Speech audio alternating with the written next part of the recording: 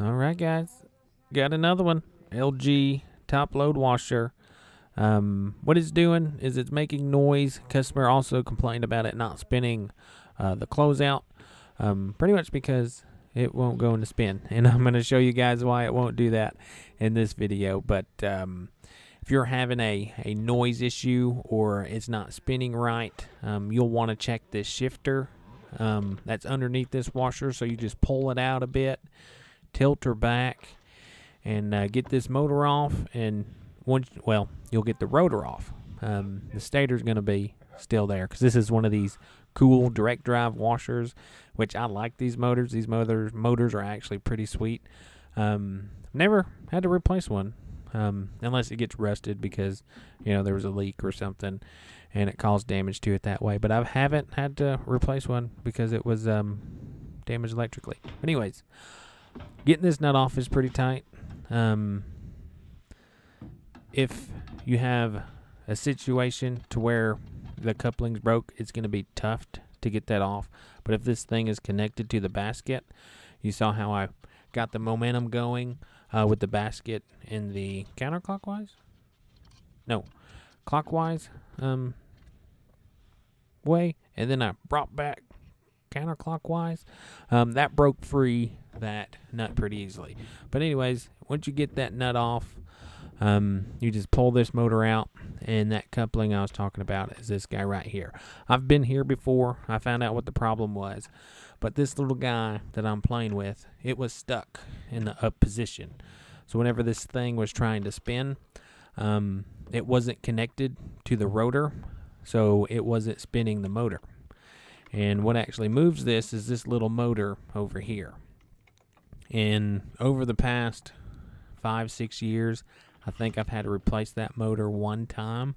So it's not common that those go out, at least in my experience. What usually happens to these is that coupling there that goes around that shaft that moves up and down, that usually strips or gets caught some sort of way. And right here you can see that guy is a little bit loose. And once I get it off, I'm going to show you what the splines and everything look like. But I found these things cracked. So whenever this thing does go into spin, it sounds like, I don't know, machine gun going off. It's like whenever it spins.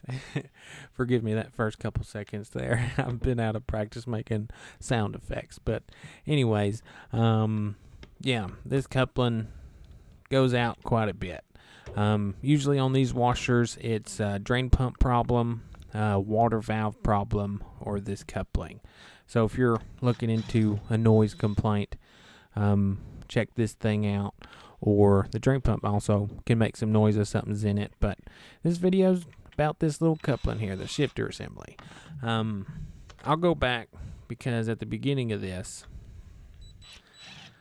the first time I was here, that guy was stuck in the agitate position, which is up.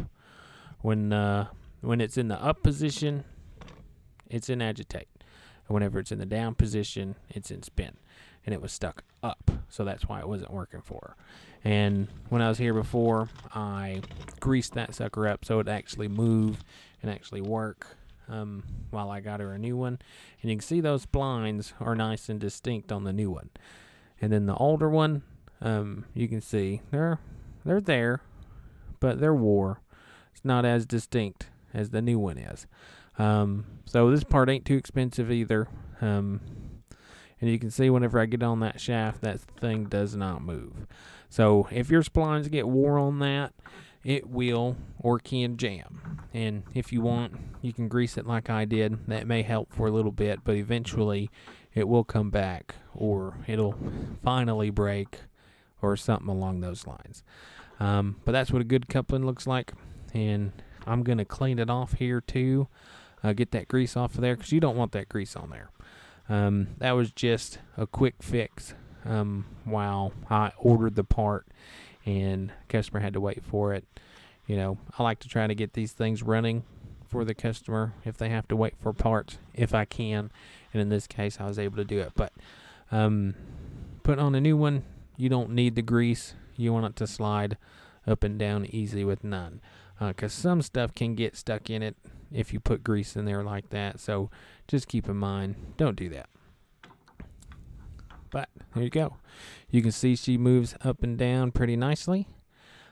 Here's this part of the shifter assembly that whenever it's pulled away or back in the spin part of the agitation, or the spin portion of the way that this thing works, that spring is what pushes it down.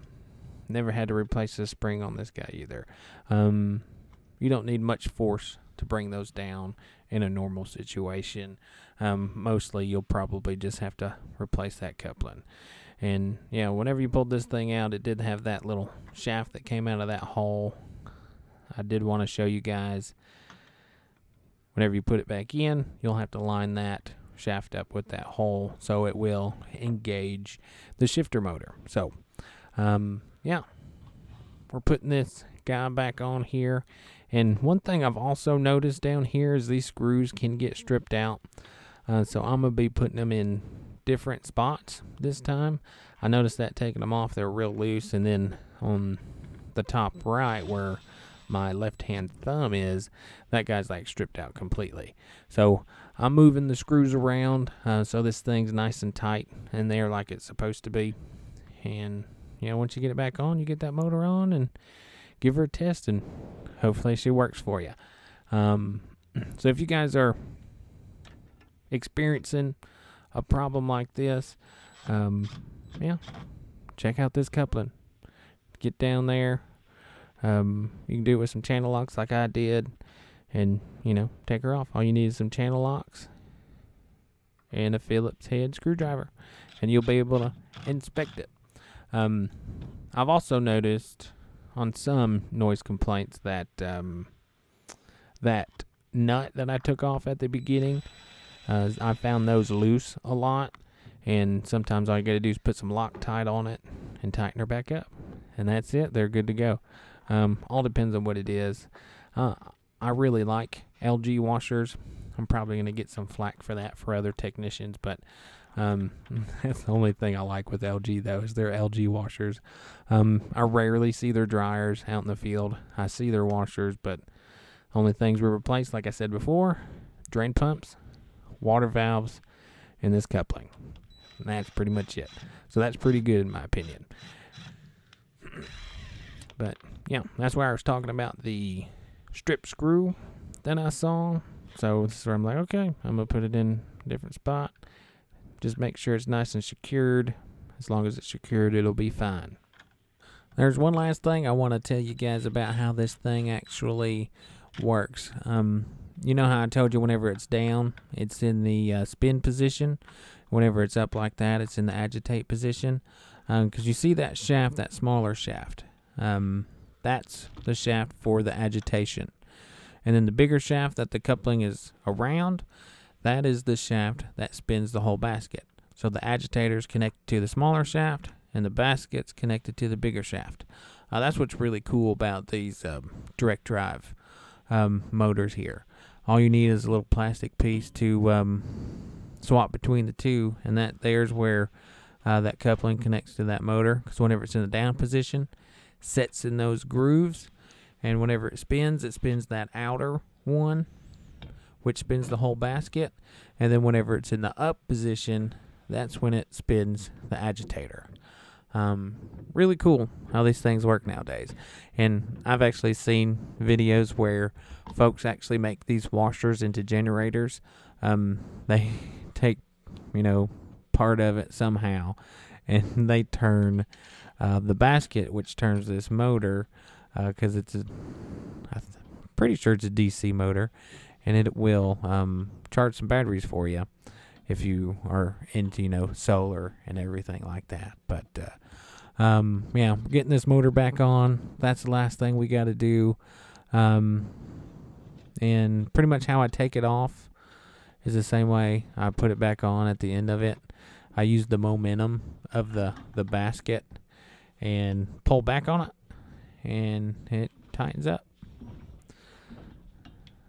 you can get a good torque just doing it that way. But yeah, that is pretty much it. This washer is ready to go. We had stripped splines on that coupling there.